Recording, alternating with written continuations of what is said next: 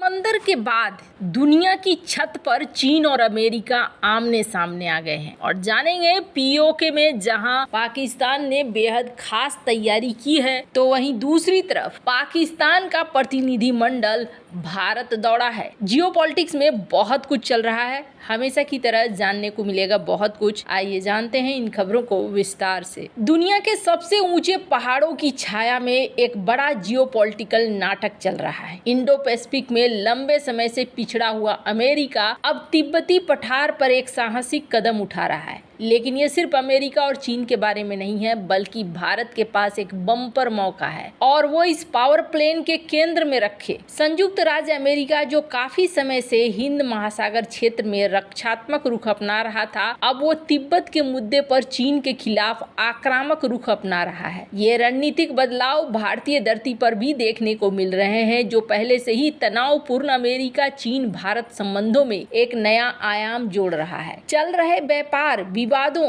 और ताइवान के मुद्दों के साथ तिब्बत का एक फ्लैश पॉइंट के रूप में उभरना इस वैश्विक प्रतिद्वंदिता को और जटिल बनाता है। अमेरिकी कांग्रेस ने हाल ही में रिजॉल्व तिब्बत एक्ट पारित किया, जो चीन और दलाई लामा के बीच बातचीत की वकालत करता है। ये अधिनियम बीजिंग की एक चीन नीति पर एक तीखा प्रहार है और यह स्पष्ट संकेत है कि वॉशिंगटन एक चीन नीति पर अपना रुख बदल रहा है। ये तिब्बत की कहानी है जो एक बार फिर से गर्म हो रही है। यूएस तिब्बत संबंधों का इतिहास जटिल और अक्सर विभाजित है। मशहूर इतिहास का हारून बेकेमेयर ने हिस्ट्री 363 के लिए अपने पेपर यूएस तिब्बत संबंधों की बारीकियों में तर्क दिया है कि यूएस तिब्बत संबंधों ने वॉशिंगटन को चीन के साथ पूर्ण मेल मिलाप से बचने और चीन यूएस और अन्य अंतर्राष्ट्रीय संबंधों में तिब्बत को एक संभावित राजनीतिक उपकरण के रूप में बनाए रखने की लचीलापन की अनुमति दी है। 1950 के दशक में वापस आए तो पता चलता है कि 1949-50 में तिब्बत पर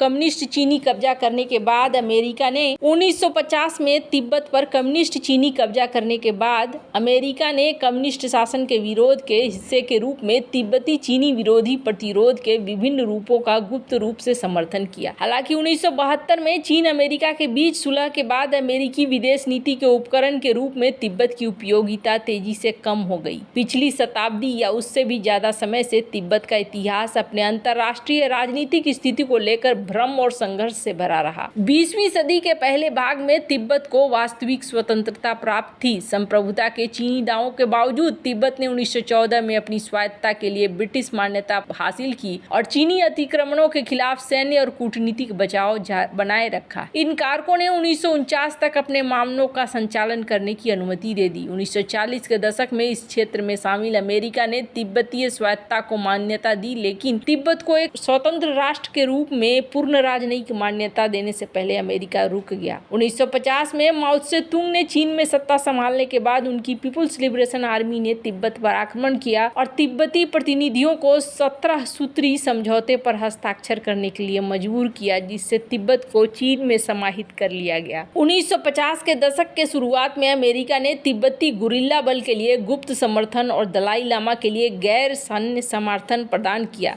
ये समर्थन 1972 से चीन अमेरिकी संबंधों के सामान्य होने तक जारी रहा, लेकिन 1974 में अमेरिका ने दलाई लामा और उनकी सरकार को दी जाने वाली सब्सिडी को बंद करने सहित अपना समर्थन भी बंद कर दिया। नतीजतन तिब्बत अमेरिकी विदेश नीति में एक कम महत्वपूर्ण मुद्दा बन गया। वॉशिंगटन ने फिर कभी उस स्तर की प्रतिबद्धता नहीं दिखाई उसने 1950 और 1960 के दशक में दिखाई थी। अब जाकर इन्होंने इस बिल को पास किया है। हाल ही में जो ये विवादित मुद्दा उठा है, इसके बाद अब देखने को मिल रहा है कि भारत के पास भी एक मौका है। अमेरिकी विदेश नीति में तिब्बत का महत्व अब आगे बढ़ रहा है। स्पेशल फ्रंटियर फोर्स, जिसे विकास बटालियन के नाम से जाना जाता है, उसने लद्दाख में एलएसी पर चीनी कब्जे को रोकने में महत्वपूर्ण भूमिका निभाई है। एसएफएफ की स्थापना 14 नवंबर को ही थी और अब ये देखने को मिल रहा है कि यहाँ पर भारत की नीति में भी थोड़ा बदलाव देखने को मिल रहा है, जहाँ भारत ने ने भी 30 जगहों के नाम बदले हैं। अब एक सवाल अभी भी है और वो है जैसे जैसे दलाई लामा की उम्र बढ़ती जा रही है, उत्तराधिकार का सवाल मंडरा रहा है, दांव पहले से कहीं ज्यादा बढ़ गए हैं। क्या भारत अपनी खुद की तिब्बत नीति बनाएगा? क्या अमेरिका इस क्षेत्र में चीन की पकड़ को सफलतापूर्वक चुनौती दे पाएगा? अब सभी की निगाहें इस तरफ है। अगर अमेरिका तिब्बत के मुद्दे को लेकर आगे बढ़ता है तो क्या भारत चीन पर दबाव बनाने के लिए इसका फायदा उठा पाएगा? ये देखने वाली बात होगी। लेकिन इस तरीके के माहौल अब बन रहे हैं। खैर, जहां एक तरफ ये सब कुछ चल रहा है, वहीं दूसरी तरफ पाकिस्तान का एक प्रतिनिधि मंडल जम्मू कश्मीर में 2 हाइड्रो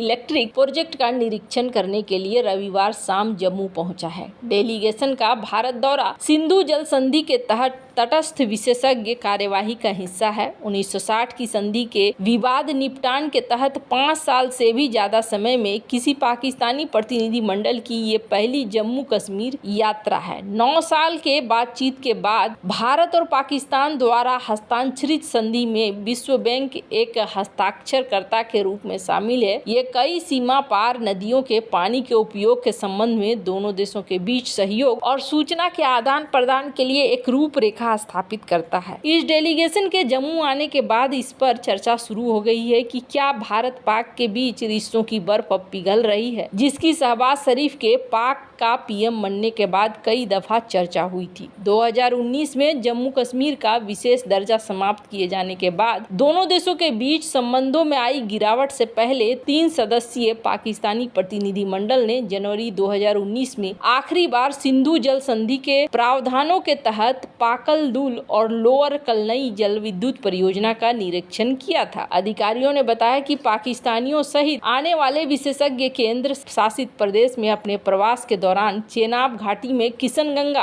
और रातले जल विद्युत परियोजना का निरीक्षण करेंगे। पाकिस्तान ने 2016 में विश्व बैंक से 2 जल विद्युत परियोजनाओं के डिजाइन अपनी आपत्तियों के संबंध में तटस्थ विशेषज्ञ के माध्यम से समाधान की मांग की थी। बाद में पाकिस्तान ने मध्यस्थता न्यायालय के माध्यम से निर्णय लेने की मांग की। दूसरी ओर भारत ने इस बात पर जोर दिया कि इस मुद्दे को केवल तटस्थ विशेषज्ञ कार्यवाही के माध्यम से हल किया जाना चाहिए। वार्ता विफल होने के बाद विश्व बैंक ने अक्टूबर 2022 में एक तटस्थ विशेषज्ञ और मध्यस्थता न्यायालय के अध्यक्ष की नियुक्ति की। जुलाई 2023 में मध्यस्थता न्यायालय ने फैसला सुनाया कि वो पाकिस्तान के मध्यस्थता के अनुरोध द्वारा निर्धारित विवादों पर विचार करने और उसका समाधान करने में सक्षम है। इस प्रक्रिया के तहत पाकिस्तान ने इस साल मार्च में अपना पहला ज्ञापन दाखिल किया, जिसमें दस्तावेजों के साथ उसके कानूनी मामलों को सूचीबद्ध किया गया। 1 महीने बाद न्यायालय ने पाकिस्तान के कब्जे वाले कश्मीर में नीलम झेलम जल विद्युत संयंत्र का 1 सप्ताह का दौरा किया ताकि सिंधु नदी प्रणाली के किनारे रन ऑफ रिवर जल विद्युत संयंत्रों के डिजाइन और बाकी चीजों पर देखा जा सके। भारत और पाकिस्तान के रिश्ते बीते कुछ सालों, खासतौर पर 2019 के बाद काफी खराब दौर से गुजर रहे हैं। जम्मू कश्मीर का विशेष दर्जा वापस लिए जाने के बाद पाकिस्तान ने भारत से व्यापार संबंध तोड़ लिए थे। दोनों पक्षों ने लगातार सख्त रुख दिखाया। इसके बावजूद माना जा रहा है कि दोनों मुल्कों में बेहतरी के लिए कुछ कदम बढ़ सकते हैं। पाकिस्तान में इसी साल शहबाज शरीफ की सरकार बनी है। वहीं हाल ही में नरेंद्र मोदी भी फिर से भारत की सत्ता में लौटे हैं। नवाज शरीफ के भारत के प्रति रुख को चुनाव सिमट जाने के बाद कई एक्सपर्ट मान रहे हैं कि रिश्ते बेहतर होंगे। वैसे जम्मू में पाक प्रतिनिधि मंडल का आना इसकी शुरुआत मानी जा रही है। वैसे आपको क्या लगता है? इन सब मामले में आपकी क्या राय है? कमेंट कर जरूर बताएं। जल्द मिलते हैं अगले वीडियो में नई खबर के साथ।